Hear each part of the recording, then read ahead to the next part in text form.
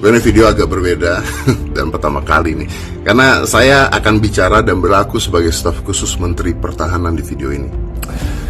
Let's start. Video ini membuat Deddy Corbuzier dimarahin netizen, padahal kenapa? Dia kan staf sus Menhan. Lu pikir dia ngomong kayak gini inisiatif sendiri? Dia disuruh sama atasannya, Menhan kita Bapak Syafri Samsudin.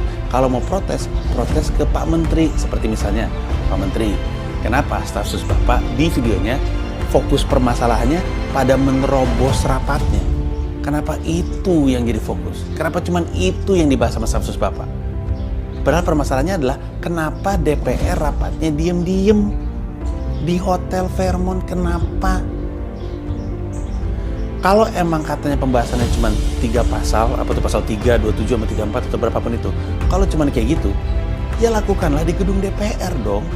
Kalau mau ngomongin kebijakan terkait publik, lakukanlah di depan publik supaya semua bisa lihat, wartawan bisa masuk, ada rekamannya, kita bisa tahu. Jangan kemudian pindah ke Fairmont, apalagi dengan alasan yang saya lihat di kumparan, alasannya katanya adalah karena pembahasannya panjang, butuh tempat istirahat. A, katanya cuma 3.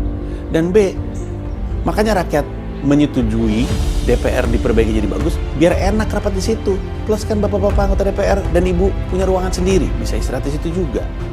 Daripada fokus pada penerobosannya, minta staf sus Bapak untuk menjelaskan hal-hal yang penting yang ada di dalam revisi Undang-Undang TNI, seperti kenapa di revisi tersebut TNI bisa kembali berbisnis. Kenapa? Di saat kita tahu pas Orba itu membuat korupsi terjadi. Staf sus Bapak minta untuk jelaskan kenapa anggota TNI yang melanggar hukum itu cukup di sidang militer, tidak di persidangan hukum pidana umum. Kenapa? Kenapa cuma internal aja gitu yang mengadili anggota TNI yang bermasalah tersebut? Kenapa?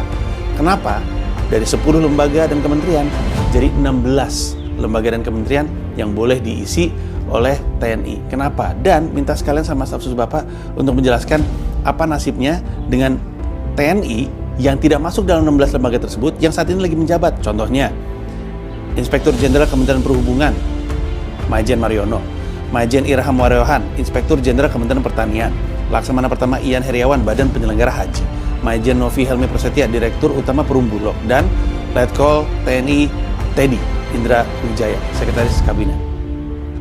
Nggak ada tuh di 16. Terus jadi gimana? Berhentikah? Itu yang dipakai untuk menjelaskan oleh Deddy Corbuzier. Jangan soal penerobosan, itu mah gampang.